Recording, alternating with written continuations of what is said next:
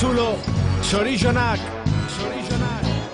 Egia esan 10 urte hauetan izan ditugu bidelagun batzuk, esparru honetan, baina egia esan gaur egun Euskal Herri mailan euskeraz gazteei zuzenduta egiten den aldizkari bakarra da.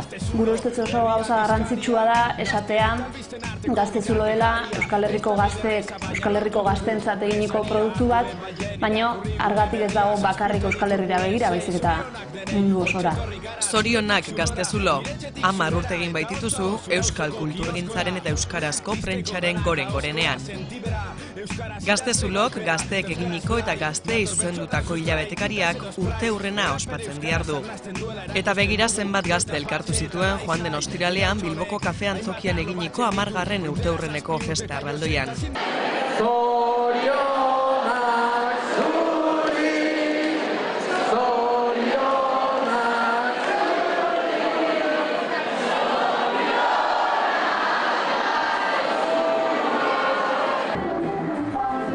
Hamar urte kultura, musika, zinema, sexu eta bestelakoak euskaraz eskaintzen.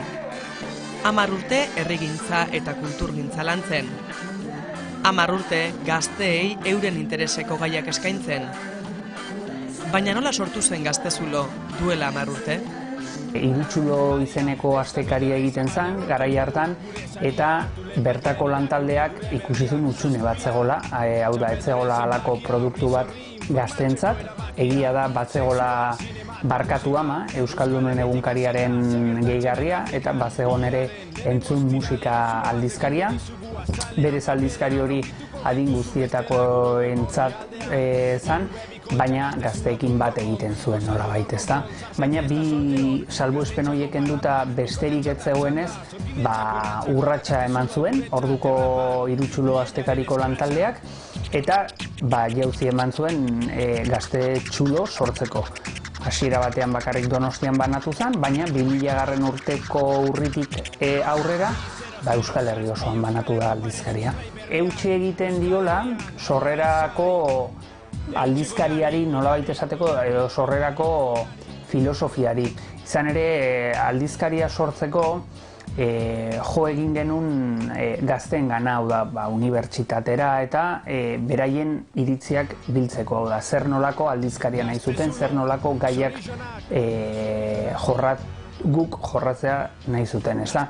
Eta horre atera ziren guk deitu izan diegun 10 mandamenduak. Orduko lantaldeak unibertsitatera jo zuen eta galdetu ziren orduko ikaslei gazteei zuzenduriko aldizkari batean zer gustatuko litzaiekeen haiei irakurtzea. Eta orduan atera ziren sexua, teknologia berriak, musika, zinema, drogak, eta horiek dira gaur egun guretzako 10 mandamenduak edo gai horiek edo haiek eskatu zigutena bihurtu dira gaur egun gure atal direnak. Hori izan zen 2007. urtean, eta izan zen etxonen barruan egin zen azterketa sakon baten ondorioa. Erabaki izan edo ikusi izan Gazte Txulo hitza asko lotzen zala Donostiarekin eta aurrekin. Txulo diminutibo horrek asko lotzen gintuen txikiekin edo aurrekin. Eta orduan horregatik erabaki izan aldatzea Gazte Txulotik Gaztezulora. Izen aldaketa horrekin batera etorri ziren beste batzuk ere. Web orria sortu zuten eta diseinuan ere aldaketak egin zituzten. Gai edo atali dagokienean ezer gutxi aldatu da Gaztezulo hasieratik. Jarraitzen ditu eta izaten kultura, sexua, musika, zinea. Publikoak baina zuzenean eragiten du Gaztezuloren eskaintzan eta eurek eskatuta kirol tarte bat zabaltzea erabaki zuten Gaztezulokoek. Adibidez, azken aldian nabaritzen genuen eskatzen zigutela geroz eta kirol gehiago.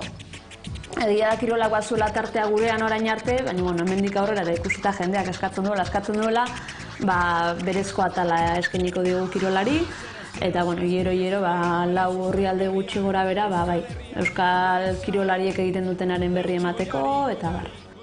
Hilabetekaria osatzen duen lantaldeak langile finko, kolaboratzaile eta argazkilariekin alegina egin du urriko zenbakia 10. urteurren hau borobilduko duen hori berezia izan zedin. irakurleek merezi baitute.